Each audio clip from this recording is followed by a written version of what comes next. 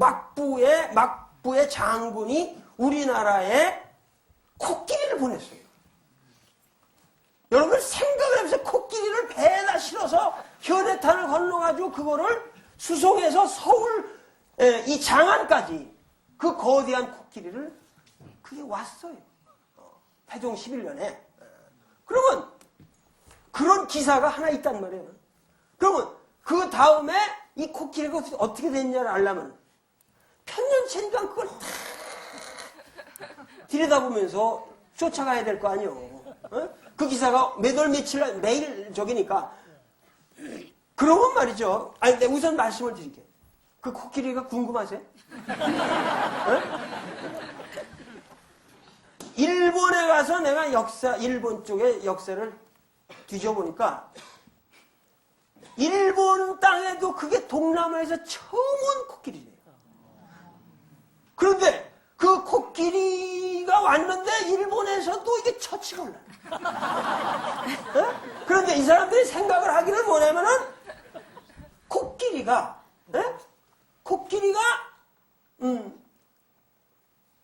불교적으로 상스러운 동물 아니에요.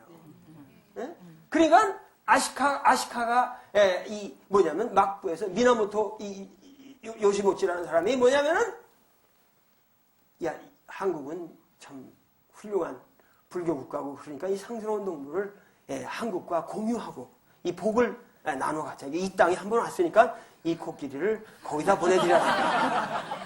그래서 그 코끼리를 귀하게 모셔가지고 왔단 말이야. 그 태조 14년에 그거 와서 내가 이게 다 기사를 뽑아왔는데 그래가지고 하니까 이것을 저 종로 앞에 사복시라고 말을 기르는 그 관청에다가 부탁을 해가지고 거기다 길러라 그랬단 말이야.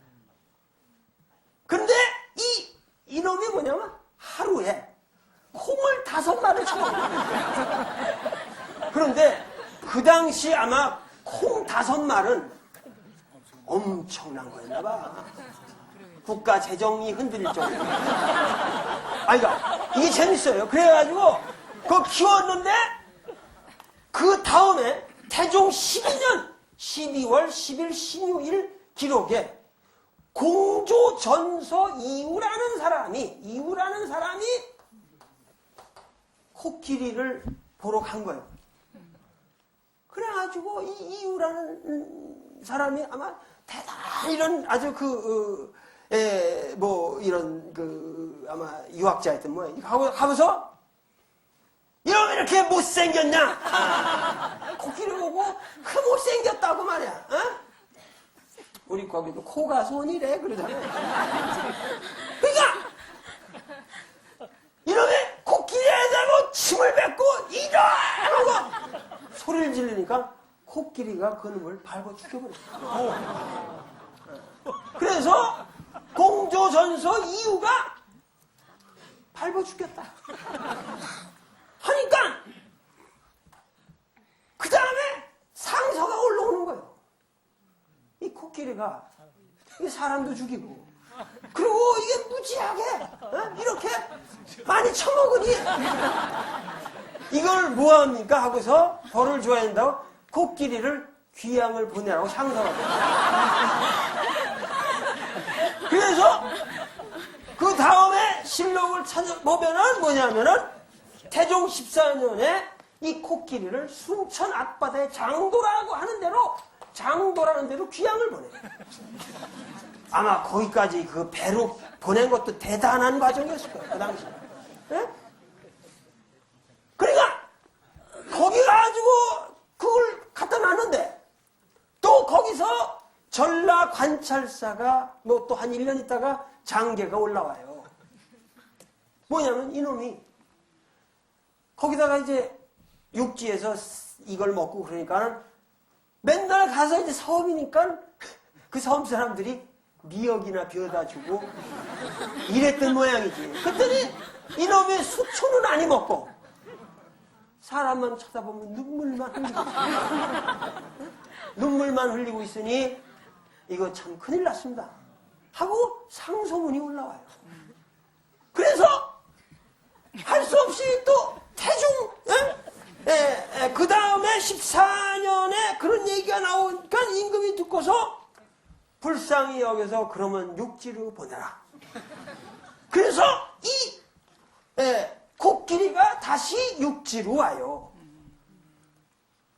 그래가지고 전라도에서 다시 전라도 사람들이 기르는데 이제는 기록이 세종으로 넘어가요. 태종실록에서 세종실록으로 넘어가서 세종 2년에 어떤 기록이 나오냐 하면은 이놈이 1년에 소비되는 쌀이 48섬이요. 콩이 24섬이나 되니 도저히 우리 전라도 재정으로는 감당이 어렵다. 그래서 우리 이 혼자만 기르기가 어려우니 하삼도, 충청도, 경상도로 돌아가면서 돌아가면서 기르게 해달라. 아시겠어요? 돌아가면서 기르게 해달라고 해요. 그래서 임금이 그럼 그렇게 해라. 그래가지고 이 코끼리를 하삼도에서 돌아가면서 기르는데 제일 마지막에 세종 3년에 충청도 관찰사의 상계가 올라와요. 계장이 올라와 장계가 올라가지고 장계가 올라와서 하는 말이 뭐냐면은 공주에서 제일 마지막에 아마 공주로 간 말이에요. 이 코끼리가 공주로 갔는데 이 공주의 코끼리가 기르다가 거기서 어느 노부이가 코끼리에게 또 밟혀 죽었다. 그러고 이렇게 식량을 충내니 우리가 도저히 이것이 안 되겠습니다. 그러니 이 코끼리를 다시 섬으로 귀양 보내는 것이 옳겠습니다. 그래가지고 임금께서 세종대왕이 세종 3년 3월 14일 결정을 내리시기를 그럼 할 수가 없다. 그러면은 다시 코끼리를 섬으로 보내서 방목을 하되 이번에는 큰 섬으로 보내서 거기서 편하게 해초가 아닌 걸 먹고 살 수 있도록 방목할 수 있는 어느 곳으로 보내라 하는 데까지 끝납니다. 더 이상 안 나와요. 그래서 아마 그 코끼리는 어느 섬으로 간지는 모르지만 어느 섬으로 가서 편하게 여생을 보냈는지 귀양으로 마지막을 보낸 것 같아요. 자, 그러면 이게 조선왕조실록에 6차례가 나옵니다.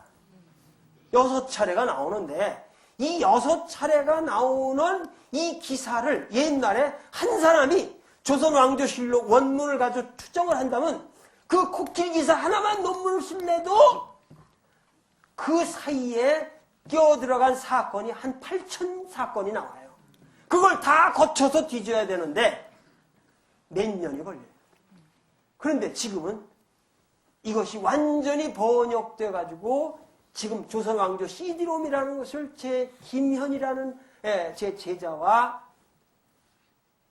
이운근 박사라고 서울대학교 경제학과 행정대학원 교수를 하셨던 분인데 학교를 나오셔가지고 서울 시스템이라는 걸 운영하시면서 이 CD롬을 만드는데 거의 60억을 투자를 했어요.